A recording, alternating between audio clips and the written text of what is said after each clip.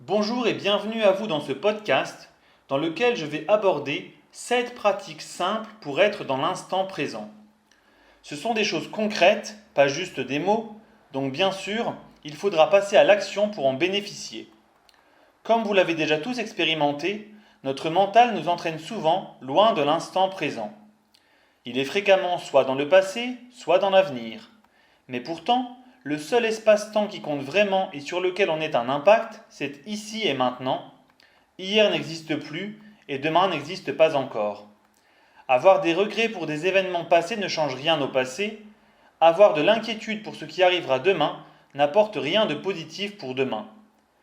Mais comment être dans l'instant présent? Pratique numéro 1. Explorer nos 5 sens.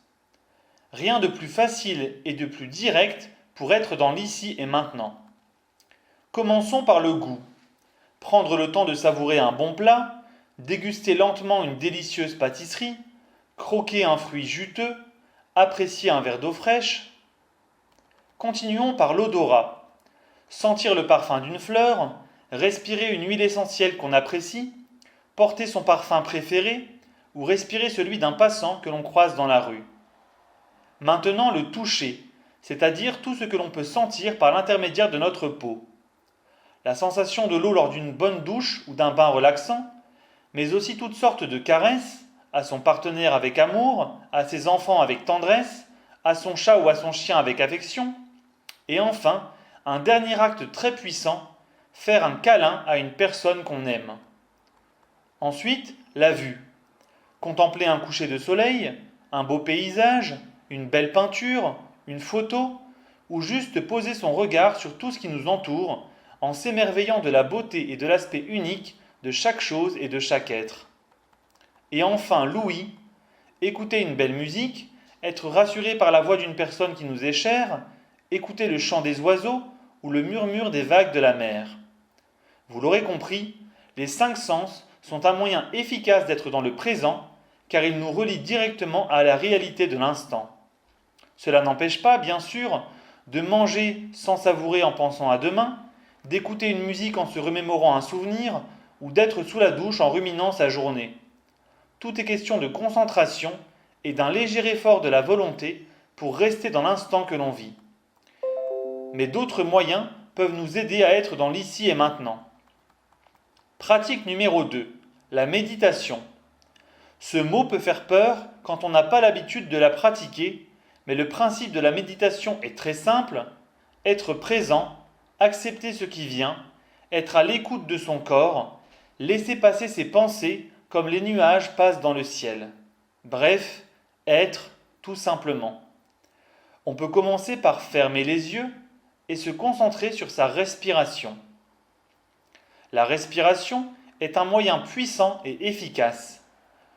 On peut poser ses mains sur son ventre, c'est un bon moyen pour suivre l'inspire et l'expire. Il y a de nombreuses méditations guidées sur Internet, accessibles gratuitement, qui peuvent faciliter cette pratique. Je vous partage 2 liens de qualité dans la description de cette vidéo. Pratique numéro 3, les activités physiques. Le yoga, le qigong, les arts martiaux ou le sport en général sont également une autre voie pour être dans l'instant présent. En plus de ressentir un bien-être général pendant et après ces activités, le mental et l'attention sont concentrés sur le mouvement à effectuer à un moment donné, celui que l'on vit ici et maintenant.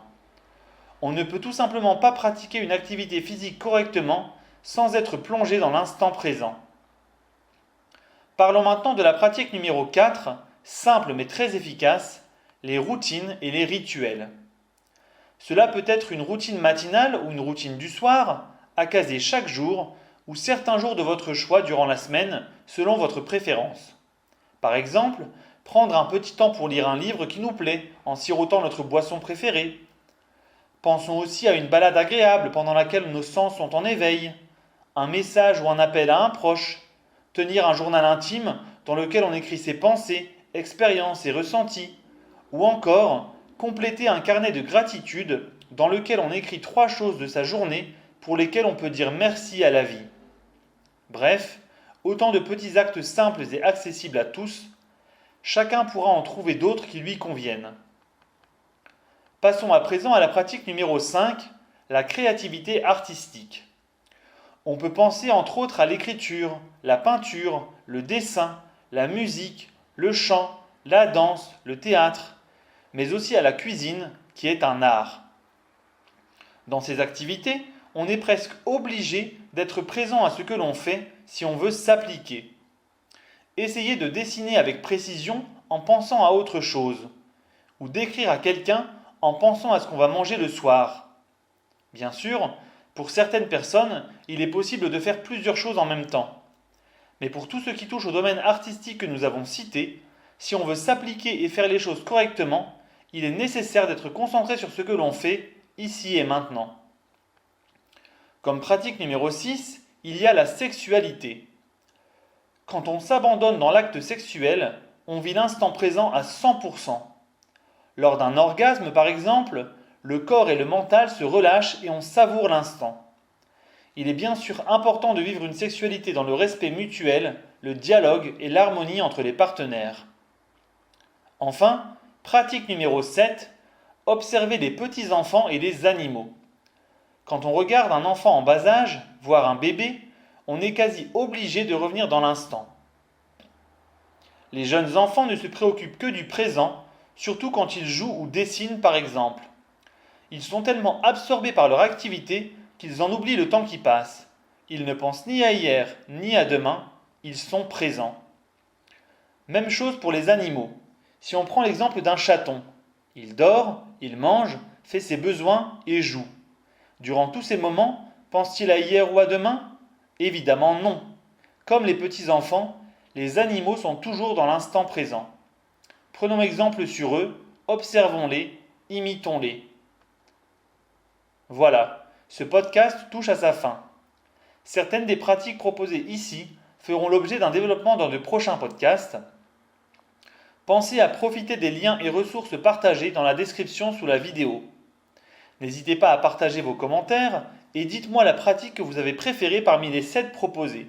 Je serai heureux de vous lire. Si vous avez apprécié ce podcast et que vous souhaitez m'encourager à développer cette chaîne, vous pouvez cliquer sur j'aime, vous abonner pour être informé des prochains podcasts et partager le contenu qui vous a plu via les réseaux sociaux. Ça me fera chaud au cœur. Et n'oubliez pas la devise de cette chaîne, ne mettez jamais la clé de votre bonheur dans la poche de quelqu'un d'autre. À bientôt pour un prochain thème. Namasté, Raphaël.